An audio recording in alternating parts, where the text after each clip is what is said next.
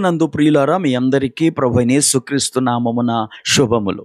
తెలుగు సామెతల నుండి దేవుని వాక్య ప్రబోధం అనే అంశము యొక్క 2వ ప్రసంగానికి మిమ్మల్ని అందరినీ ప్రేమతో ఆహ్వానించుచున్నాను. తెలుగు సామెతలు తెలుగు భాషా సౌందర్యాన్ని, సంస్కృతిని, విలువలను తెలియచేస్తాయి. తరతమ భేదం లేకుండా తెలుగు వారందరూ వాటిని ఇష్టపడతారు. అలాంటి తెలుగు సామెతలను జోడించి దేవుని యొక్క వాక్య ప్రబోధాన్ని చేయాలనే ఉద్దేశంతో ఈ శీర్షికను ప్రారంభించాను. దానికి సంబంధించిన నా తొలి వీడియోలో లేడికి లేచిందే పరుగు అనే తెలుగు సామెతను జోడించి దేవుని వాక్యాన్ని బోధించాను. ఆ వీడియోను ఒకవేళ చూడకపోతే క్రింది డిస్క్రిప్షన్లో దాని లింక్నిచ్చాను, దయచేసి చూడండి. నేటి తెలుగు సామెత అతి వినయం ధూర్త లక్షణం. ధూర్తులు అంటే మోసగాళ్ళు అని అర్థం. కొందరు వ్యక్తులు తమ స్వార్థం కొరకు లేదా ఇతరులను మోసగించుట కొరకు అతి వినయాన్ని ఒక ముసుగుగా ధరిస్తారు.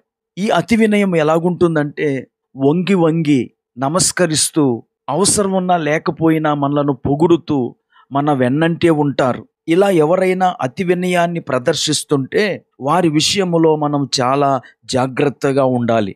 విశేషం ఏమిటంటే ఈ అతి వినయము అనే పదం బైబిల్లో కూడా మనకు కనబడుతుంది. కొలసలికి రాసిన పత్రిక 2వ అధ్యాయము 18వ వచనంలో అపోస్తలుడైన పౌలు అతి వినయాసక్తుడైన వ్యక్తి ఏం చేస్తాడో చెప్పాడు. అతి వినయాసక్తుడై దేవదూతారాధన యందు ఇచ్చగలిగి తాను చూచిన వాటిని గూర్చి గొప్పగా చెప్పుకొనుచు, ఫుట్నోట్లో చూడని వాటిని గురించి అని ఉంది. తన శరీర సంబంధమైన మనస్సు వలన ఊరక ఉప్పొంగుచు, శిరస్సును హత్తుకొనని వాడెవడును మీ బహుమానమును అపహరింపనీయకుడి. ఈ అతి వినయాసక్తులు క్రైస్తవులలో ఉంటారు, క్రైస్తవేతరులలో కూడా ఉంటారు. సేవకుల విషయానికొస్తే దేవుని పిలుపు లేకుండా సేవ చేసేవారు, బ్రతుకు తెరువు కొరకు సేవ చేసే సేవకులలో ఉంటారు. వీరు తమ అతి వినయముతో విశ్వాసులను వెంబడించి వారు తమ వెనకాల తిరిగేటట్టుగా చేసుకుంటారు. వారు విశ్వాసుల యొక్క మేలు కొరకు విశ్వాసులను వెంబడించరు. విశ్వాసుల నుండి వారు మేలు పొందాలని, తరువాత విశ్వాసులు వారి వెంబడి తిరగాలని వారు విశ్వాసుల వెంట తిరుగుతారు. ఈ విషయాన్ని మనం గలతీయులకు రాసిన పత్రిక 4వ అధ్యాయం 17వ వచనంలో చూస్తాం. వారు మీ మేలు కోరి మిమ్మును ఆసక్తితో వెంటాడువారు కారు, మీరే తమ్మును వెంటాడవలనని మిమ్మును బయటికి త్రోసివేయ గోరుచున్నారు. గనుక ఈ మాటలు వింటున్న నా ప్రియ వీక్షకులారా, అతి వినయాన్ని ప్రదర్శించి ఎవరైనా మిమ్మలను వెంటాడుతుంటే మీరు వెంటనే అతి వినయము ధూర్త లక్షణమని గ్రహించి వారు దేవుని వాక్య విషయములో మిమ్మలను మోసగించి మీ నుండి లబ్ధి పొందగోరుచున్నారని మీరు గ్రహించాలి.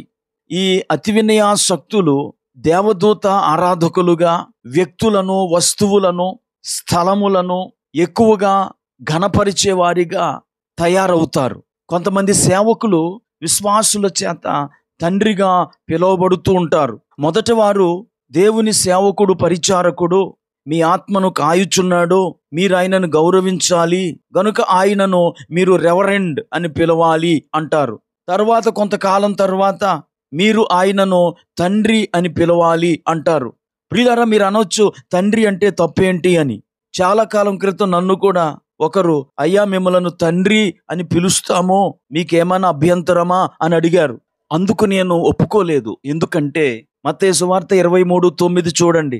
మరియు భూమి మీద ఎవనికైనను తండ్రి అని పేరు పెట్టవద్దు, ఒక్కడే మీ తండ్రి, ఆయన పరలోకమందున్నాడు. కనుక ఈ మాటలు వింటున్న నా ప్రియ స్నేహితులారా, మీరెవరినైనా క్రీస్తు కంటే ఎక్కువగా అభిమానిస్తున్నారా? ఒకవేళ మీకు వాక్యం బోధించే మీ సేవకుడు కావచ్చు, సేవకురాలు కావచ్చు, క్రీస్తు కంటే మీరు ఎక్కువగా వారికి ప్రాధాన్యత ఇస్తే అతి వినయము వల్ల కొంతకాలం తర్వాత వారు క్రీస్తు స్థానాన్ని ఆక్రమిస్తారు.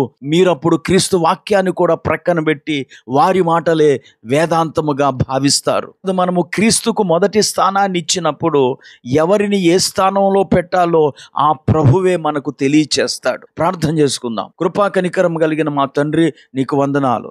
నేటి ధ్యానములో అతి వినయము వల్ల కలిగే అనర్థాలను మీరు మాకు బోధించారు. అలాంటి వారు మా యొక్క బహుమానాన్ని దొంగిలిస్తారని మీరు చెప్పారు. కనుక మేము అలాంటి వారికి చోటు ఇవ్వకుండా అలాంటి వారి నుండి దూరంగా జీవించుటకును మా రక్షణను మేము కాపాడుకొనుటకును సహాయం చేయమని యేసుక్రీస్తు నామమున ప్రార్థించి వేడుకుంటున్నాము.